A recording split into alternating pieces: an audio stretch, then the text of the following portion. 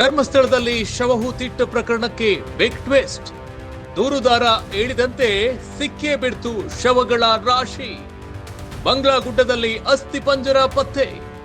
6ನೇ ದಿನ 11ನೇ ಗುಂಡಿ ಏಕಾಏಕಿ ಬದಲಾವಣೆ ಮಾಡಿದ ಅನಾಮಿಕ.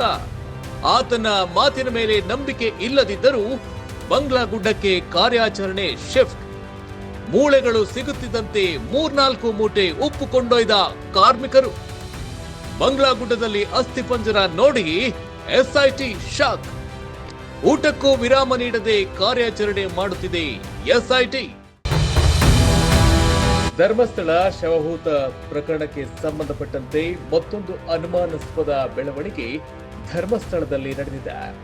ಪ್ರಕರಣದ ತನಿಖೆಯ ಭಾಗವಾಗಿ ಇಂದು 2-3 ಮೂಟೆ ಉಪ್ಪನ್ನ ಅಳತೆ ಟೇಪನ್ನ ತೆಗೆದುಕೊಂಡು ಅರಣ್ಯದೊಳಕ್ಕೆ ಕಾರ್ಮಿಕರು ತೆರಳಿರುವ ಬಗ್ಗೆ ಮಾಹಿತಿ ಲಭಿಸಿದೆ. ಈ ಹಿನ್ನೆಲೆಯಲ್ಲಿ ಅರಣ್ಯ ಪ್ರದೇಶದಲ್ಲಿ ಹಲವು ಕಳೆಬರಹಗಳು ಅವಶೇಷಗಳು ಸಿಕ್ಕಿದೆ ಎಂದು ಹೇಳಲಾಗುತ್ತಿದೆ. ಕೆಲವು ಮೂಳೆಗಳು ಸಿಕ್ಕ ಬಗ್ಗೆ ಮಾಹಿತಿ ಲಭ್ಯವಾಗಿದ್ದು ಅಧಿಕೃತವಾಗಿ ಎಸ್ಐಟಿ ಮೂಲಗಳು ದೃಢಪಡಿಸಿಲ್ಲ.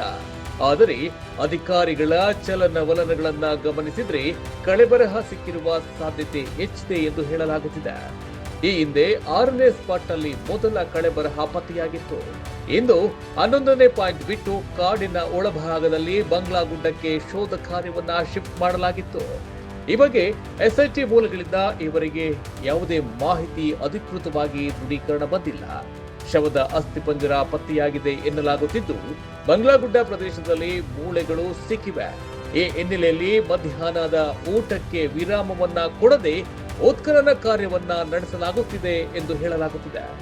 ಅರಣ್ಯ ಇಲಾಖೆ ಹಾಗೂ ಪೊಲೀಸರು ಜಂಟಿಯಾಗಿ ಕಾರ್ಯಾಚರಣೆ ನಡೆಸುತ್ತಿದ್ದು ಅರಣ್ಯ ಇಲಾಖೆ ತಂಡವು ಅಳತೆ ಟೇಪ್ ಹಿಡಿದುಕೊಂಡು ಕಾಡಿನೊಳಗೆ ನುಗ್ಗಿದ್ದಾರೆ. ಶಂಕಿತ ಸ್ಥಳಗಳಿಗೆ ತೆರಳಿ ಪರಿಶೀಲನೆಯನ್ನ ನಡೆಸುತ್ತಿದ್ದಾರೆ. ಅದೇ ರೀತಿ ಪೊಲೀಸ್ ಸಿಬ್ಬಂದಿಯು ಗನ್ಗಳೊಂದಿಗೆ ಕಾಡಿನ ಒಳಭಾಗಕ್ಕೆ ತೆರಳಿದ್ದು ಕಾಡಿನ ಒಳ ಪ್ರದೇಶದಲ್ಲಿ ಉತ್ಖನನ ಕಾರ್ಯಾಚರಣೆಯನ್ನ ಮುಂದುವರೆಸಿದ್ದಾರೆ ಎಂದು ಹೇಳಲಾಗುತ್ತಿದೆ.